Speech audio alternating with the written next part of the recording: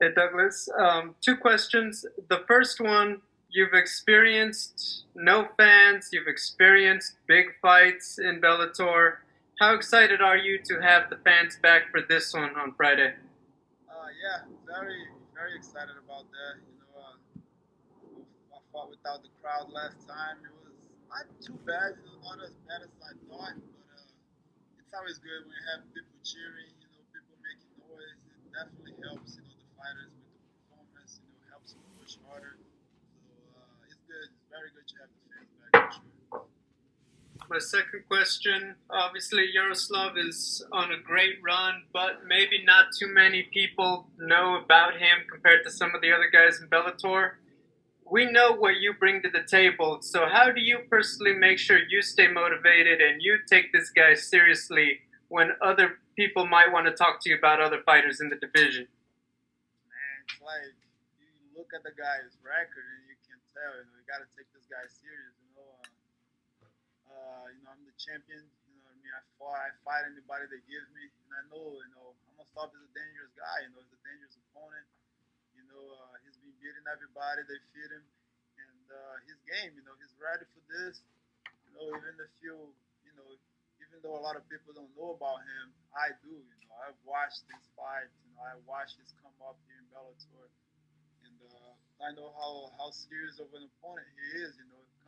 Coming off of a great camp, of American top team, the same team that I represent. He's training with killers. He's getting better. He's improving every time. So you gotta give respect, to guys like that.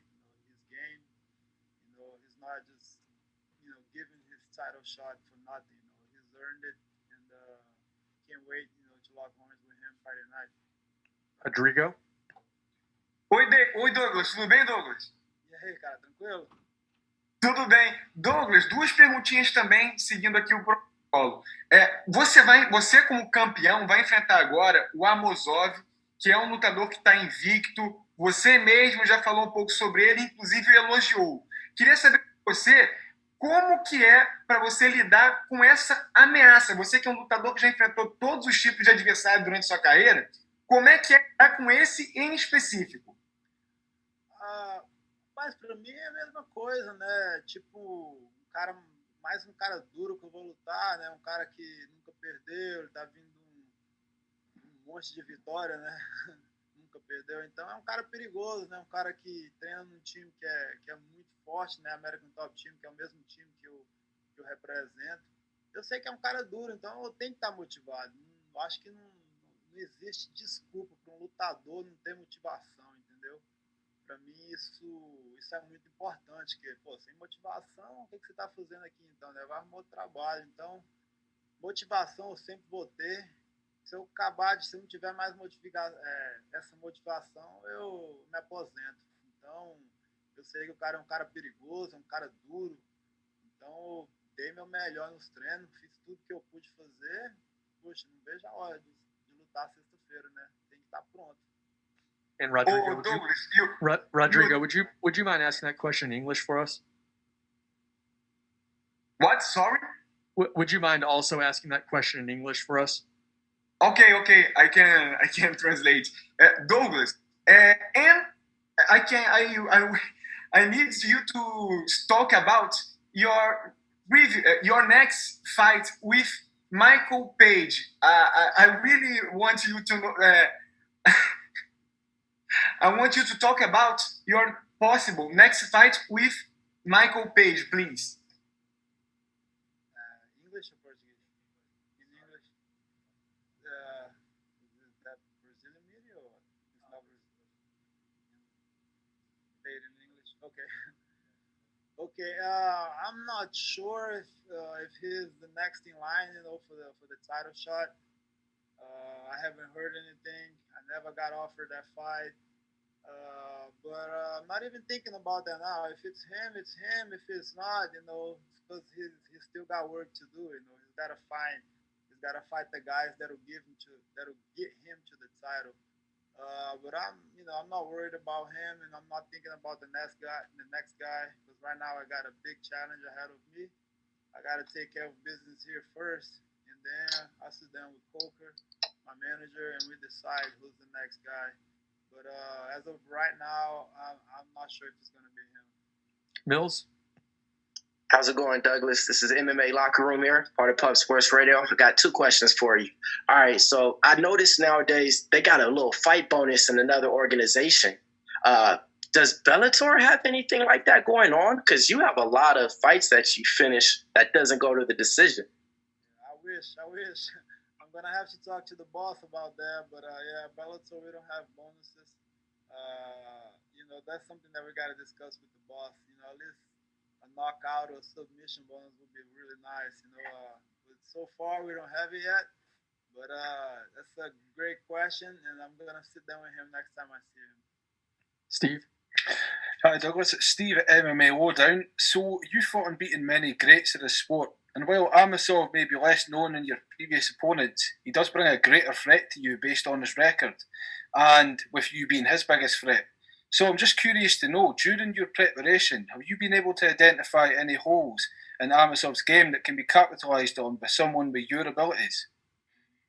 I mean, we just study everything that he's good at.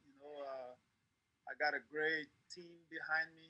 My coach is very good about stuff like that, studying the opponent. So we just prepare for the best of him.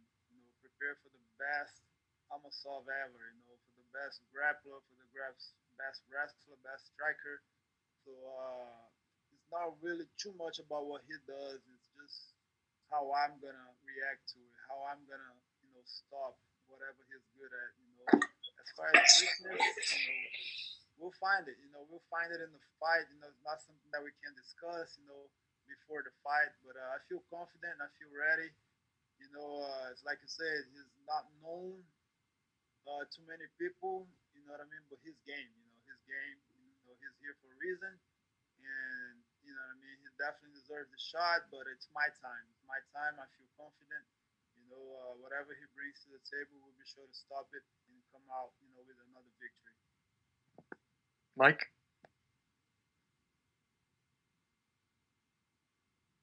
Mike, go ahead. Douglas, I'm just curious. You just paid a lot of respect to your opponent. Obviously, you've been in many high-profile fights. A lot of people putting focus on that undefeated record of his. What gets you up for this fight? Is it adding to your legacy? Is it showing just your true greatness? What is it for you? It's like I'm the champion. I got to defend the belt. I always give my opponents, the respect, because just stepping there, with a champion, stepping there in the cage, you deserve respect. I'm one of those guys. But his game, man, he's undefeated. He's a hungry guy that's after what I have, which is the belt. He wants to be the champion. So I gotta be on top of my game. You know what I mean? I can't take no shortcuts. I train really hard for this fight. I'm super ready. Been a hard camp. You know what I mean? I got to go back to 170. Cutting the weight. So I had to make sure I was on top of my game. You know what I mean? Work really hard for this. Definitely want to give my best performance. Friday night, come back. And come back with a victory. So pumped about it. I'll be ready. Ed? Hey Douglas, Ed Carbajal with MMAnews.com. I'm just curious. I mean, you just had to field a couple of questions. I mean, you just talked about your opponent on Friday, very game, undefeated, very tough fighter. Yet you keep having to field questions about Michael Page, and I mean, even I saw you had mentioned even Logan Paul on something else, another interview you did. I'm just wondering, does that distract at all from the fight in front of you mentally, or if anything, does it frustrate you when you're not being when the fight in front of you right now is not being addressed? No, for sure. I mean, Page is he's good in the media. People like him. He's he's a media guy. So of course people are gonna ask. Because that's the fight that he asks for every time. But no, my focus right now is on Amosov. You know what I mean? I don't know who the next will be. Can't put stuff ahead of other stuff. I got to take care of business here first, and then we talk about the next opponent. I'm not sure who it is. If it's him, fine. If it's not, fine. I gotta defend my belt. You know, I gotta stay busy. You know, I want to do 2 more fights this year after this. You know, God willing, everything goes good, no injuries. You know, I want to get right back to it. But no, I focus on what's ahead of me. You know what I mean? Him, it's not even on my mind right now. You know, it's a guy that I finished in 2 rounds. You know, I'm not worried about anything. I'm just focused, and I focus my training completely on Amosov, and that's what I'm here to do. I'm here to beat this fight and then move on to the next. Michael? Hey, Douglas, how are you? Good, sir. How are you? Everything good here, sir. Thank you very much for your time. You are facing one of your biggest challenges so far, 25 and 0. How do you prepare for someone like Yaroslav?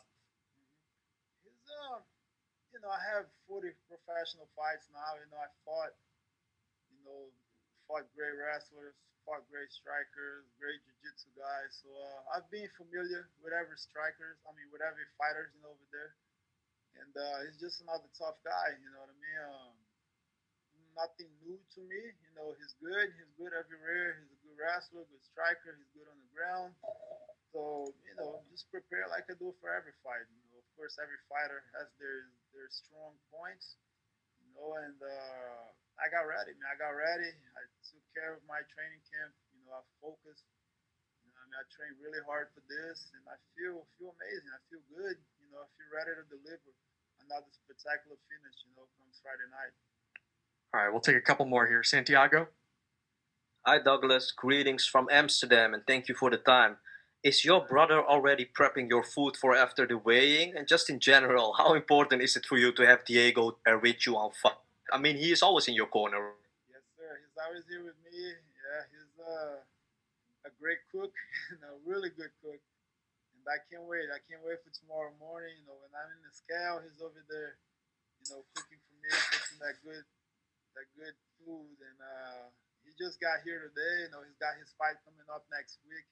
You know, we did this training camp together. You know, helping each other. It's a great bond that we have. You know, in the gym. You know, he's my best training partner that I have.